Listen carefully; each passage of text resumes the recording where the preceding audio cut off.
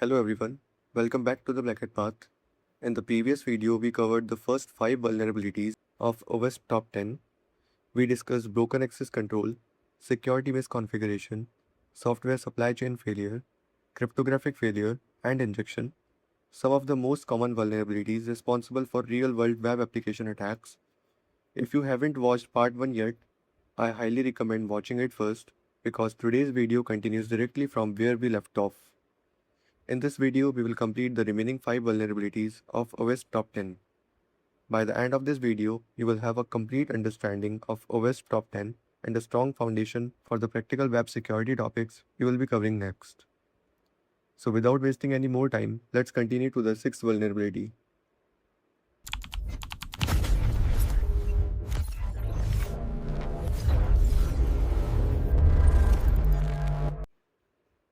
The 6th vulnerability is insecure design.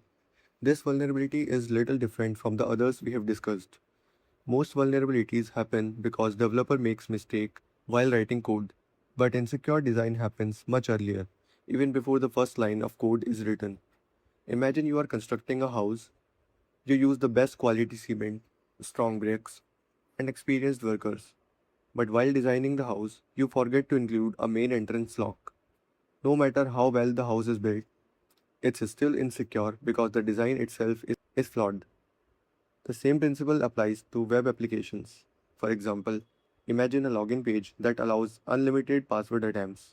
Even if the code is written perfectly, an attacker can keep trying different passwords until they guess the correct one. This is known as a brute force attack. The problem isn't poor coding, it's poor planning.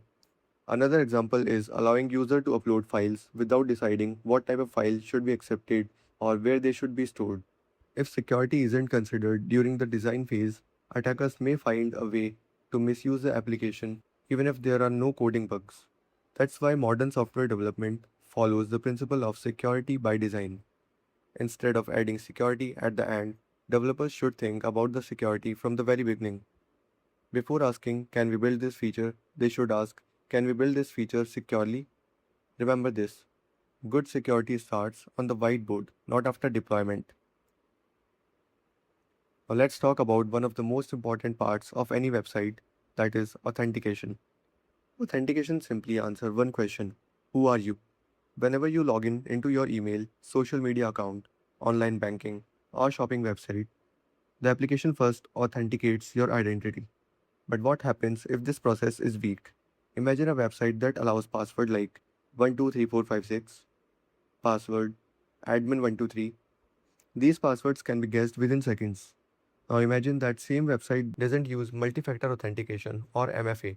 If an attacker somehow steals your password, they can immediately log in because there is no second layer of verification. Authentication failure can also occur when website doesn't properly manage user sessions. For example, suppose you log into a website from public computer to log out and leave, but the website forgets to invalidate your session. The next person using the computer may still have access to your account. This is why secure authentication is much more than just asking for a username and a password. It includes strong password policies, multi-factor authentication, secure session management, protecting against brute force attacks, proper login monitoring.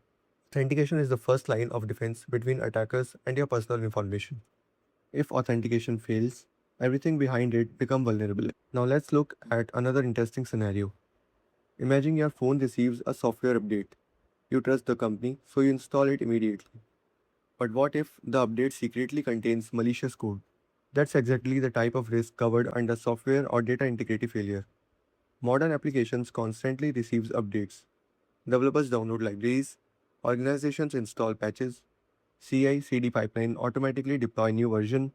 All of this makes software development faster, but it also introduces new risk. If software updates aren't verified, attackers may inject malicious code into trusted applications. Similarly, if important files or application data can be modified without verification, attackers may manipulate them to perform unauthorized actions. A famous example is SolarWinds incident, where attackers compromised software updates distributed to thousands of organizations. Those organizations trusted the update because it appeared legitimate. This teaches us an important cybersecurity lesson. Trust should never be automatic. Digital signatures, integrity checks, secure update mechanism, and code verification all are used to ensure software hasn't been modified by attackers. In cybersecurity, trust must always be verified. Now let's move to next. Logging and alerting failure. Imagine someone breaks into your house, but there are no security cameras, no alarms, no neighbors notice anything. The next morning, you realize something has been stolen, but you have absolutely no idea when it happened or who entered your house.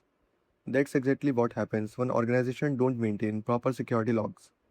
Logging means recording important security events. For example, who logged in, when did they log in, which file were accessed, were there repeated failed login attempts, were administrator privileges used. These records help security teams investigate suspicious activities. But logging alone isn't enough. Organizations also need alerting. Suppose someone tries to log into an administrative account 500 times within 5 minutes. The security team shouldn't discover this attack next week. They should be alerted immediately. Without proper monitoring and alerts, attackers may stay inside system for weeks and even months before anyone notices. Many large data breaches become much worse because organizations fail to detect suspicious activities in time. Always remember, you cannot stop what you cannot detect. Visibility is one of the strongest defense in cybersecurity. Now let's discuss the final vulnerability in today's list. Mishandling of exceptional conditions. This sounds complicated, but the idea is actually simple. Applications don't always behave as expected. Sometimes database disconnect, sometimes server become overloaded, sometimes users enter unexpected input, sometimes software crashes. These situations are called exceptional conditions. The problem begins when developers don't handle these situations securely. For example, imagine you visited a website and instead of simple error message like something went wrong, you see the database name, server version, file path, programming languages, SQL query. This information may seem harmless, but to an attacker, it's valuable intelligence. Detailed error messages reveal how the application works. They expose technologies, server structure, and implementation details that attackers can use during future attacks. Applications should always handle errors gracefully. Users should receive helpful but generic error messages. Meanwhile, the detailed technical information should only be stored securely in the server logs where developers can access it. Error messages should help users, not attackers.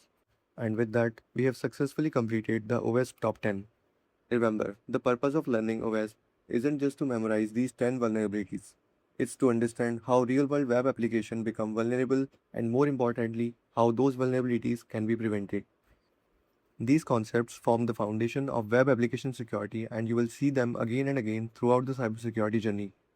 Whether you are learning penetration testing, participating in bug bounty programs, or building secure web applications. From the next video onwards, we will start moving from theory to practical learning. We will use real tools, work in Kali Linux, and understand how security professionals identify and access these vulnerabilities in controlled, authorized environment. I will see you in the next video. Till then, stay sharp, and this is the Black Hat Path.